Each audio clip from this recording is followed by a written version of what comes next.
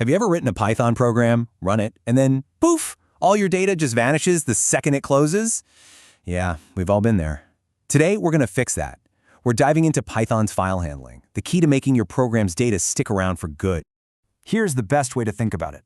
The variables in your program, they're kind of like your brain's short-term memory. Super useful right now, but once the program ends, that memory's wiped clean. Files, though, they're like a notebook. You can jot something down, close the cover, and guess what? When you open it up again tomorrow or next week, that info is still right there. And that really gets to the heart of the memory problem. Anything you store in a variable is, well, temporary. It only exists as long as your script is actually running. The second you hit stop, it's all gone. So files are the solution. They give our programs a long-term memory. So what exactly is a file in this world? Well, it's just a named spot on your computer's storage, your hard drive, where you can keep information. And the key word here, the most important word, is permanently. Okay, theory is great, but let's get our hands dirty.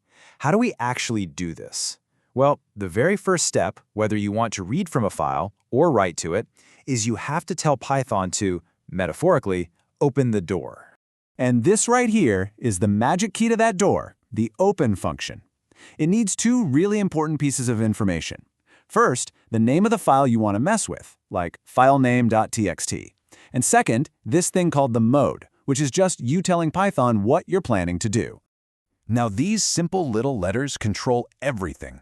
R is for read, that's just for looking at what's inside.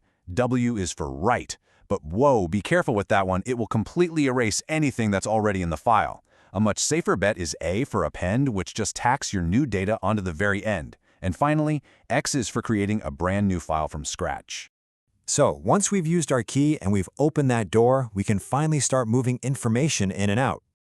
The easiest way to get data out is with the .read method. You just open the file in read mode, that's our R, and this command just sucks the entire contents into a variable for you. Simple as that. Now, let's talk about writing. And I have to give you a serious warning here. If you open a file that already has stuff in it, using W for write mode, the moment you do that, everything inside is instantly deleted. It's gone forever, just to make way for what you're about to write. But hey, don't panic, there's a much safer way. If you just want to add some new info without destroying what's already there, you want to use A for append mode. It just goes to the very end of the file and adds your new text, leaving all the old stuff perfectly untouched. So you know how to open, read, and write. You're feeling pretty good, right? But there's one critical mistake that almost everyone makes when they're starting out. Any guesses what it is? It's this: forgetting to close the file. See, after you open that door, you have to explicitly tell Python to close it using file.closing. If you don't, your data might not get saved properly, or the file could get locked up so other programs can't use it. It's a huge pitfall. But what if I told you there was a way to never have to worry about forgetting to close a file ever again? Well, there is. It's the modern, professional way, and it handles all of that for you automatically. And here it is, the with statement. Honestly, this is the best practice. You just write with open blank as file, and then all of your code that works with that file, it just goes in an indented block right underneath. And here's the magic. As soon as that indented block is over, Python automatically and safely closes the file for you. No more forgetting, it's cleaner, and it's basically foolproof. Here's exactly what that looks like. We're saying, with open this marks.txt file in write mode, and let's call it file for now. Then, inside that block, we write our text, Anita, 95. And that's it. As soon as that line is done, the file is saved and closed. Perfect. Okay, so this is all really cool on a technical level, right? But where does it actually matter? Let's connect this to some real-world examples so you can see the power of what you've just learned. Okay, picture a school attendance system. You could have a file with all the student names. Every single day, your program would open that file in append mode. Remember, that's the safe A mode, and just add a new line for each student, marking them present or absent. Over time, it builds this amazing permanent record. Or how about a shopping app? When you check out, the app could create a brand new text file just for your transaction.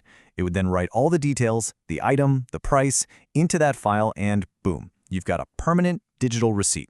In this one, this is a huge one in the programming world. Logs. Applications are constantly writing to log files. They're appending new lines to track what users are doing, record errors the moment they happen, or just save program output. This creates an absolutely essential data trail for fixing bugs and analyzing things later. So there you have it, the fundamental tool to make your programs actually remember things. You can save high scores, you can store user preferences, you can log data. The possibilities are endless. So here's a final thought for you. Now that you know how to safely append to a file without ever deleting the old entries, are you ready to build your own digital diary?